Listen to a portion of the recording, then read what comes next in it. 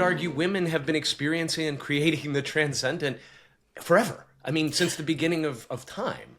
And And yet it we've, hasn't been a holy thing until it was evil. It was yeah, of the dark absolutely. until men discovered it all on their own, question mark. That doesn't seem to add up. No, of course. And nothing does when you really Right.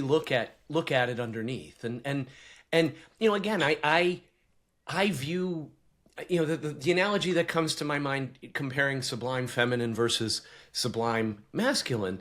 To me, sublime feminine is water. It it flows around the rock. So if you think of a way to build a road, right? Well, one way to do so is, of course, the masculine way would be to blast the hell out of it. We're gonna put 20 tons of TNT here, and we're gonna we're gonna blow this up, and we're gonna build a road. But a more sublime feminine way would be to follow the water. Follow the path that the water carves. Um, and again, I'm not saying one is. It's not about one being better than the other. That's the key thing to me. And I think it's very easy to have your chest puffed up as a man and be like, yes, of course I can literally transform things, and power. That's um I understand why people would look at that. But to me, almost a greater power in surrender, and in being this flow that honestly a lot of men can't even understand. It's a different kind of strength. And surrendering to the current, doesn't mean drowning, right? It can mean actually being carried to places you could never reach by fighting. Yeah, I mean, wow, that is so beautiful and makes me really glad that I asked that question because I just really love everything you had to say there. Yeah, no, I completely agree. And I do think that there is something about this like grotesqueness, beauty thing around the need to conquer, right? And to take dominion over something. And that is kind of what we've seen happen, that it is this appropriation, right? That it's like you have generated something and now I am taking ownership over it for my own. And I really loved what you said about genius too. And it made me think of Elizabeth Gilbert's Big Magic, which I think I've mentioned before. I'll probably mention again. It's one of my favorite books. But in it, she discusses the book is all about creativity, and in it she's discussing the idea of the creative genius and how we now have the idea that someone could have like this spark of genius, that it's something that you experience the same way, like wisdom is in us, knowledge is in us, creativity is in us, genius is in us, right? But historically, a creative genius was actually looked at as an external entity or spirit that would come to visit you and sit with you, that you would commune with as an artist. And that's why when genius strikes, you must be willing to answer the call, because you don't know when they might, be entering into the room, like quite literally physically as an energy here to engage with you, and that's why you have to answer. And it does feel very much like this over the years, how we've seen genius be this entity that you can engage with, because it very much asks that the artist, not take full credit of anything too. It's like there's also, I am just the communicator for what my genius is bringing me. There's something very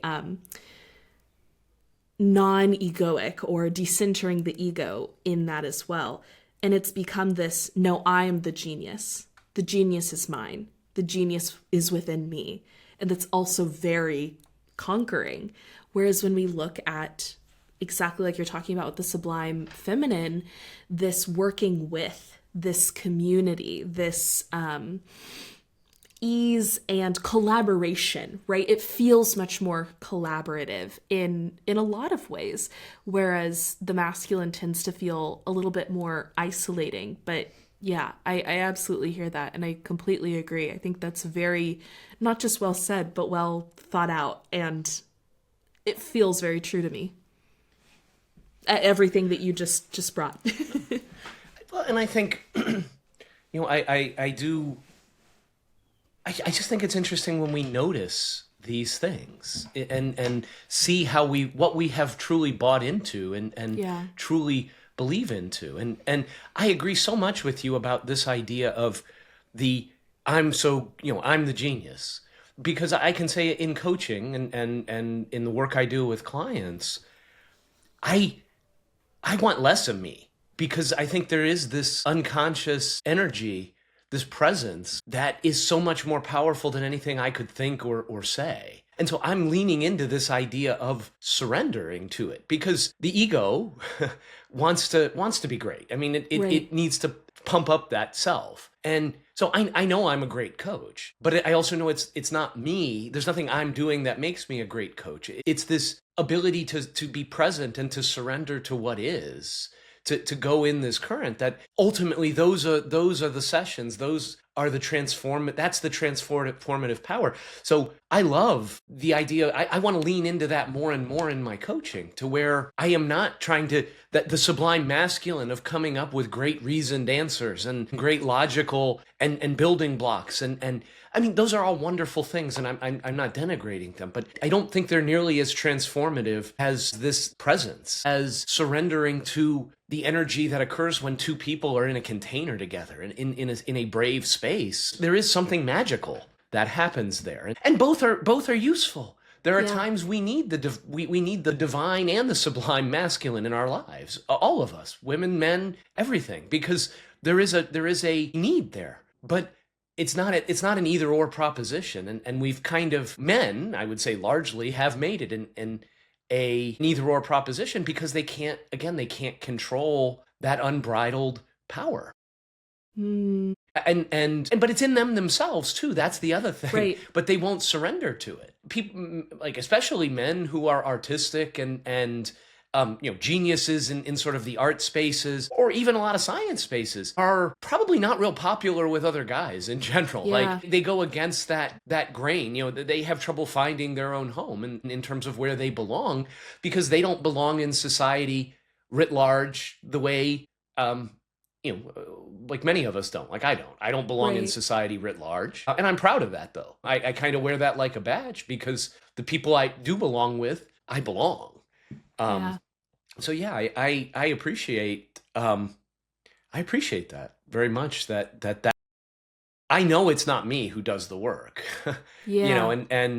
And there's the Bible verse that I am thinking of, but Jesus says something like, it's not me that does the work, but the Father in me that does the work. Mm-hmm. Which to me, though I don't necessarily look at the biblical or the Jesus is God as my God necessarily, but I like that idea of there being something greater than me doing the work, and Yeah. it actually um, it gives me comfort that my nervous parts, the parts of me that want to help and so desperately want to reach and touch this person I'm in this container with in this space, um, to be able to say, you know, me just being here is enough.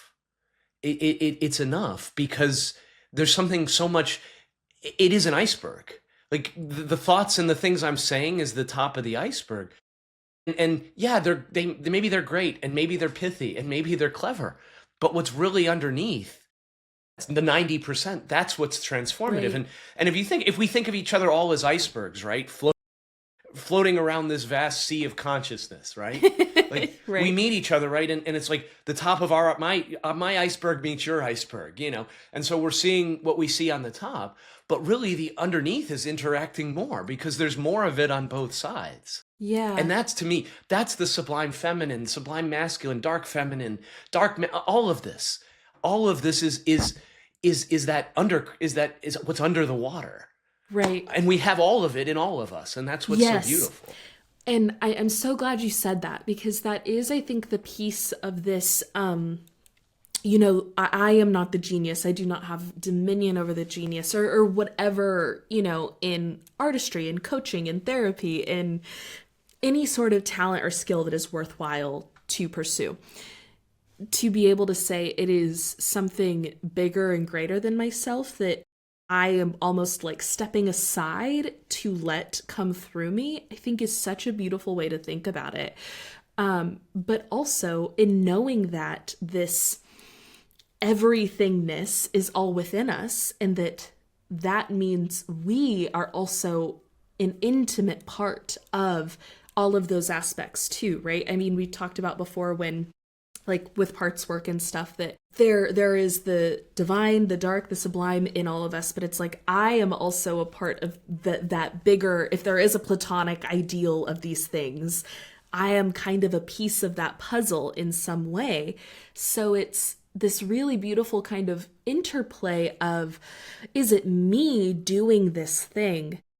Not really, but also yes. And so I think there's a really cool way that we can have this back and forth between complete like self-flagellation, like I have nothing to do with it, do not give me any credit, and also no, like you are a great coach, Dennis, you know, and like that's something to really hold pride in and be proud of too. I remember growing up, my family's a basketball family, which is odd for being in Texas, for not being a football family, but we were a Yeah, basketball yeah. family.